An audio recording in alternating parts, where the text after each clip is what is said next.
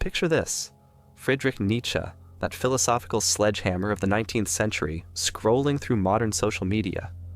He sees tech billionaires quoting Marcus Aurelius between funding announcements. He watches as Stoicism for success dominates bestseller lists and fitness influencers preach emotional detachment as the path to six-pack abs. His reaction? Not scholarly interest or grudging respect, but absolute contempt. Stoicism is undeniably having its cultural moment, from Silicon Valley executives to celebrity podcasters, from Reddit forums to airport bookstores. Everyone seems to be carrying pocket editions of Seneca and preaching the gospel of focusing only on what you can control.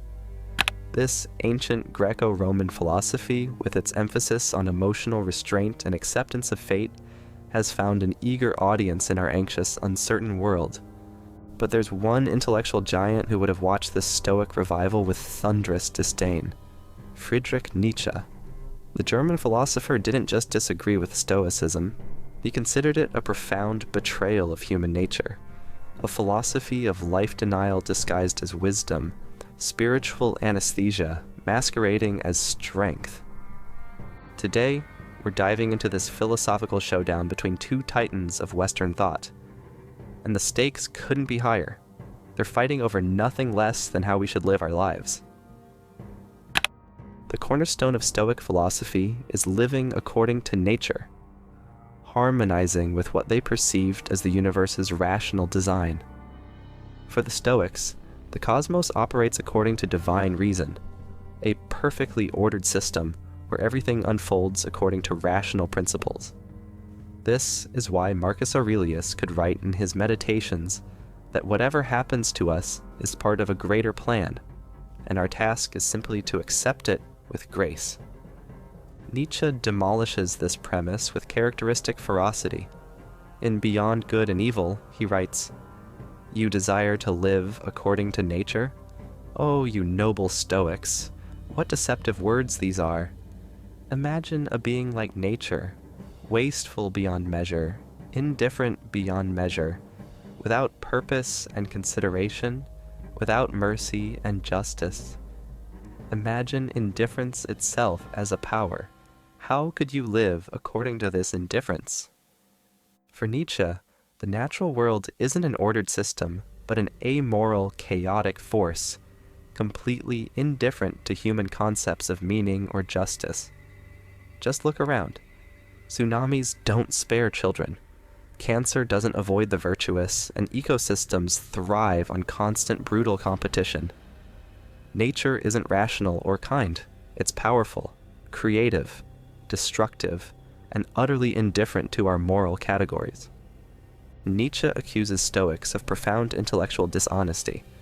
They project their moral ideals onto the universe, then claim to derive those same ideals from nature's example. Your pride wants to impose your morality, your ideal, on nature, and incorporate them in her, he charges. The Stoic contemplating the ordered cosmos is less like a scientist discovering natural laws and more like a child seeing faces in the clouds, finding only what they already put there.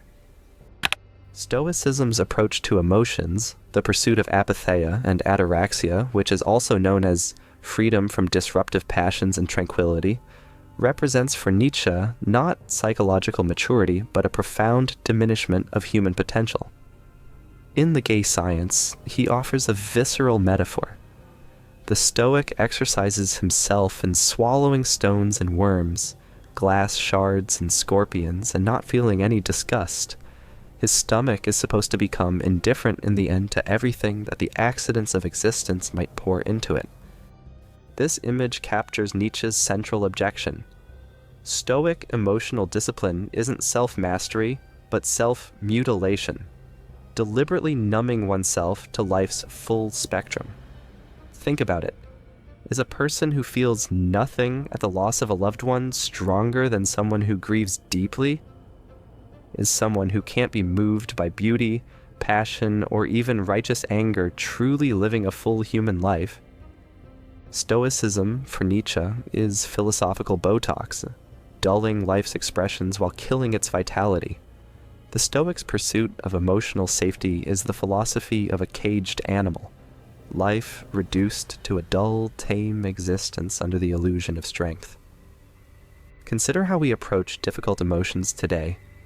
When we feel anxiety, we're often told to just breathe or focus on what you can control. Classic Stoic advice. But what if that anxiety is pointing to something important we need to address? What if our anger contains wisdom about injustice that deserves expression? The Stoic doesn't transcend suffering, he merely numbs himself to it, like a patient who chooses permanent anesthesia over the risky vitality of feeling alive. Behind this quest for invulnerability, Nietzsche detects not strength, but fear, specifically, fear of being deeply affected by life's unpredictability. True power lies not in remaining unmoved, but in having the courage to be moved deeply and still affirm existence.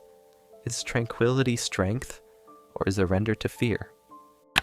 Modern Stoics would object to this characterization. Philosopher Massimo Pigliucci argues that apatheia isn't emotional numbness, but clarity, the ability to see situations without distortion. Donald Robertson contends that Stoicism is fundamentally proactive, not passive acceptance, but strategic focus on what matters. The modern Stoic would say, we don't suppress emotions, but transform them. We don't resign ourselves to fate. We engage strategically with reality. We don't counsel indifference to injustice, but pragmatic action. After all, didn't Marcus Aurelius actively fulfill his duties as emperor rather than merely accepting his fate? Nevertheless, Nietzsche would remain deeply skeptical. While Stoics emphasize virtuous action, their fundamental premise, that virtue alone is sufficient for happiness, subtly undermines the creative tension necessary for transformation. When virtue becomes its own reward, doesn't this discourage the risky, passionate engagement that drives revolutionary change? Consider climate activism. A strict Stoic might focus solely on personal virtue, reducing their carbon footprint, living simply, while accepting that the global climate crisis is largely beyond their control. A Nietzschean approach might embrace the creative anger that fuels movement building, the passionate commitment to transforming what seems unchangeable. Can a philosophy that makes peace with circumstances ever truly challenge the status quo? The Stoic sage, that paragon of perfect rationality and virtue, immune to fortune's blows, represents for Nietzsche not an aspirational ideal, but a revealing fantasy. Even the Stoics acknowledged this figure was more theoretical than actual, a north star by which to navigate rather than a destination to reach. I mistrust all systematizers and avoid them, Nietzsche declares. The will to a system is a lack of integrity. The Stoic philosophical structure attempts to impose conceptual order on the messy reality of human experience. Nietzsche would see the Stoic sage not as an ideal, but as a corpse too disciplined to realize it has already died. A philosophical taxidermy project that preserves the form of human greatness while draining it of all vital fluids. The sage's bloodless perfection represents not humanity's highest achievement, but its ultimate betrayal. The sage's supposed achievement of perfect tranquility through perfect rationality fundamentally misunderstands what makes us human, our contradictions, our passions, our capacity for both creation and destruction. What is the seal of liberation? Nietzsche asks, no longer being ashamed in front of oneself. Where Stoicism seeks freedom through rational control over the self, Nietzsche finds liberation in honest self-acceptance, embracing even those aspects of ourselves that resist rational mastery. What makes this critique particularly devastating is that it undermines Stoicism not just as incorrect, but as psychologically impossible. The Stoic conception of human nature resembles an architectural blueprint that ignores the actual materials available for construction. Nietzsche's alternative, the will to power and the Übermensch. Where Stoicism offers self-restraint, Nietzsche champions self-expansion. His concept of will to power isn't about dominating others, but the fundamental drive behind all life, the impulse toward growth, complexity, and self-overcoming. While Stoics seek to minimize suffering through acceptance, Nietzsche sees suffering as transformative fuel for human greatness. Think about it this way. Would you rather be a stone, unmoved by the storm, or the storm itself, shaping the landscape with your force? The Stoic aims to be the still ocean. Nietzsche urges you to be the crashing wave. The Übermensch, often translated as Overman or Superman, embodies this philosophy in action. Unlike the Stoic sage who achieves perfection through rational detachment, the Übermensch creates meaning through passionate engagement, transforming suffering into self-mastery. By shaping their own values instead of inheriting them, embracing contradiction as strength rather than weakness, and affirming life without metaphysical consolations, they craft a deeper, self-determined existence. Consider artists who channel personal trauma into powerful creative work, entrepreneurs who fail repeatedly before revolutionizing an industry, or activists who transform their anger at injustice into world-changing movements. These aren't people who practiced Stoic detachment from their circumstances. They're individuals who fully embrace their experiences, including suffering, and transform them into something meaningful.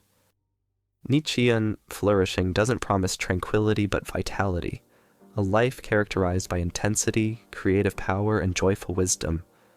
Like a bow drawn taut, human greatness emerges precisely from opposing forces, held in productive tension, rather than resolved into artificial harmony. Where the Stoic sees the tempest of human passion as something to be calmed, Nietzsche sees it as energy to be harnessed. The Stoic builds walls against life's storms. Nietzsche builds windmills, transforming resistance into power. One philosophy seeks immunity from life's chaos, the other seeks to ride it like a dangerous and magnificent beast. So would you rather be a tranquil pond or a powerful river carving its own path? Stoicism's emphasis on personal virtue, independent of external conditions, carries an inherently conservative impulse. By treating poverty, oppression, or injustice as preferred indifference that do not hinder true fulfillment, Stoicism raises difficult questions. If happiness is possible even under extreme hardship, why challenge the systems that create suffering? If a slave can achieve eudaimonia while remaining enslaved, does this not implicitly validate existing power structures? This dynamic plays out in modern workplaces, where corporate stoicism subtly reinforces compliance. Many companies promote Stoic principles through mindfulness programs, radical acceptance, and the mantra of controlling what you can control, all while maintaining exploitative practices. Tech firms that encourage resilience among overworked employees, yet resist meaningful structural change, use Stoicism as a tool, not for empowerment, but for endurance. By teaching workers to adapt rather than organize, Stoicism becomes a philosophy of survival within an unjust system rather than a means of transforming it. Just look at Amazon, where warehouse workers face grueling conditions while the company promotes wellness initiatives that teach employees to manage their stress rather than addressing its root causes. Or consider how resilience training in schools often focuses on helping children adapt to broken educational systems rather than fixing the systems themselves. A similar pattern emerges in politics. Figures like Seneca counseled emperors on virtue and moderation, yet rarely questioned the legitimacy of empire itself.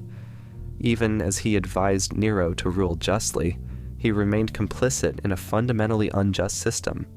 Stoicism refines individual character, but stops short of imagining radical structural change, focusing on personal integrity within the status quo, rather than challenging the foundations of power.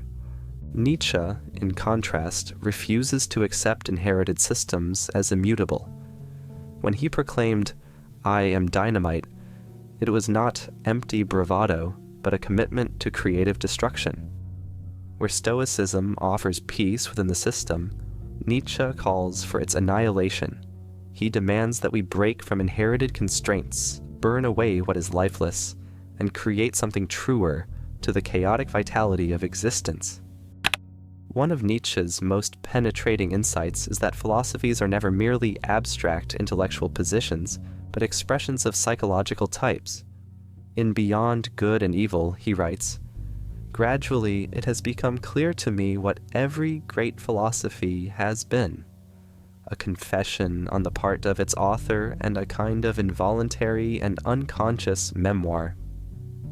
Applied to Stoicism, this perspective reveals how the philosophy might appeal particularly to individuals with specific psychological dispositions, those who find uncertainty intolerable, who seek clear principles for navigating complexity. This doesn't invalidate Stoicism, but contextualizes it as one possible response to human vulnerability, rather than universal wisdom. Nietzsche's own philosophy similarly appeals to different psychological types, those who experience restriction more painfully than uncertainty, who find established systems stifling. Each philosophy speaks to different existential fears. Stoicism addresses the fear of being overwhelmed by external forces and internal passions, while Nietzsche addresses the fear of diminishment through excessive control and resignation. Each philosophical system offers medicine for different diseases of the soul. Think about your own temperament. Do you feel more threatened by chaos or by constraint? Does the thought of surrendering control terrify you? Or does the prospect of rigid self-discipline feel like a kind of death? Your answer might reveal which philosophical approach naturally speaks to your psychological needs. The Stoic and the Nietzschean don't just think differently. They experience the world differently, finding different aspects of existence painful or exhilarating. The most fascinating tension between Nietzsche and Stoicism emerges in their seemingly parallel concepts of fate acceptance. Nietzsche's amor fati, love of fate, meaning embracing your life so completely you wouldn't change a single moment of pain or joy, initially appears strikingly similar to Epictetus's counsel to wish the things which happen to be as they are. Yet this similarity conceals a profound philosophical gulf. The Stoic accepts fate because it flows from a providential cosmic order, ultimately rational, ultimately good. This acceptance rests on metaphysical comfort. What happens must happen for the best within divine reason's plan. Nietzsche's love of fate acknowledges no such cosmic reassurance. His universe offers no divine plan, no inherent meaning. His amor fati represents not resignation to a rational order, but defiant affirmation despite the absence of order, a creative act that transforms necessity into chosen destiny. My formula for greatness in a human being, Nietzsche writes, is amor fati, that one wants nothing to be different, not forward, not backward, not in all eternity, not merely bear what is necessary, but love it. This distinction reveals the essential difference between Stoic resignation and Nietzschean affirmation. Where the Stoic seeks peace through acceptance of cosmic design, Nietzsche creates meaning through the artistic transmutation of brute necessity. Consider how differently these philosophies approach personal tragedy. The Stoic finds solace in the belief that even terrible events serve some rational purpose within the cosmic order. When a loved one dies, the Stoic reminds himself that death is natural, unavoidable, and part of a larger plan he cannot fully comprehend but must accept. Nietzsche offers no such comfort.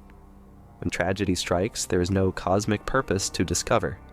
Instead, he proposes something more radical, the creative transformation of suffering itself, taking the raw material of one's fate and reimagining it as meaningful, not because it was meant to be, but because one wills it to become meaningful.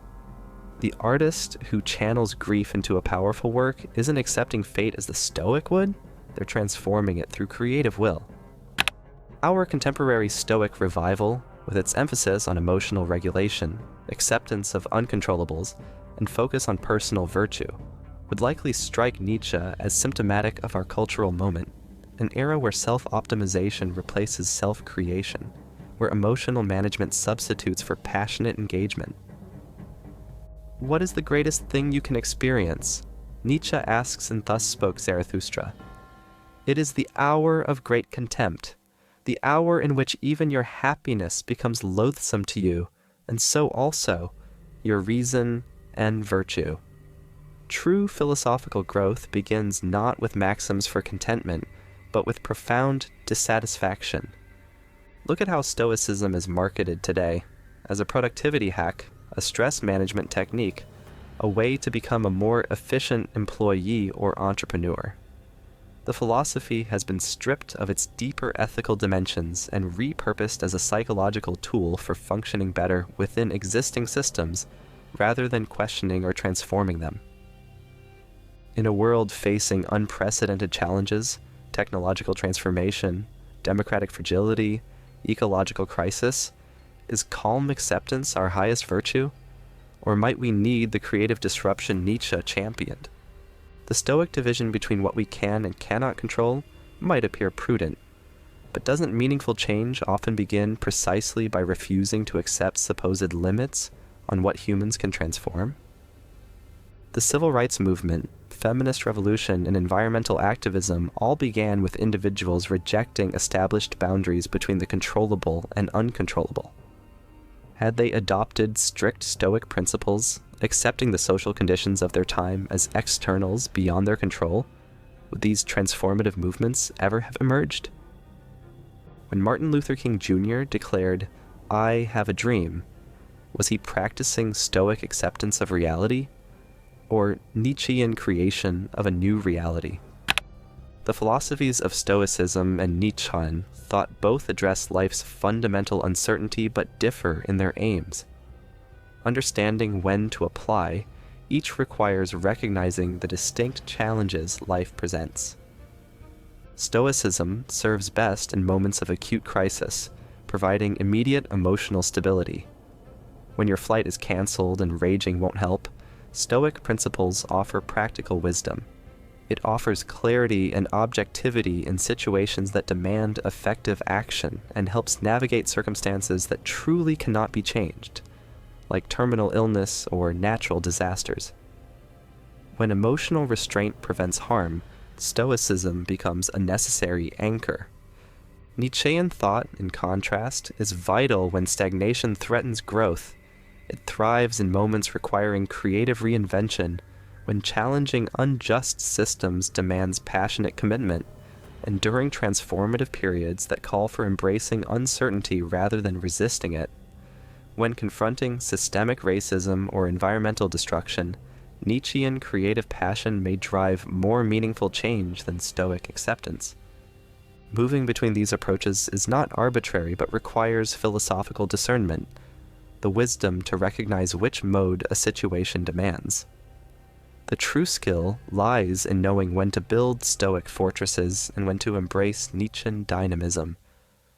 This oscillation between restraint and expression, acceptance and creation, mirrors the natural rhythms of life itself. Wisdom emerges not from rigid adherence to either philosophy, but from the ability to shift fluidly between them, containing multitudes, as Walt Whitman might say. Perhaps Nietzsche's critique serves not to invalidate Stoicism, but to contextualize it, to reveal it as one possible response to human vulnerability, rather than the universal wisdom it sometimes presents itself as. As Nietzsche himself acknowledged, there are many kinds of eyes, and consequently, there are many kinds of truths, and consequently, there is no truth. The question isn't which philosophy is universally correct, but which illuminates your particular path at this particular moment. So when facing life's challenges, ask not only, what would a Stoic do, but also, what would Nietzsche do? And recognize that the answer that serves life today may differ from tomorrow's truth. Share this video with someone who thinks Stoicism is the answer to everything, or with a friend who might benefit from hearing about Nietzsche's passionate alternative. Life is too complex for one-size-fits-all philosophies, and the conversation between these two approaches might just help you navigate your own path with greater wisdom and vitality.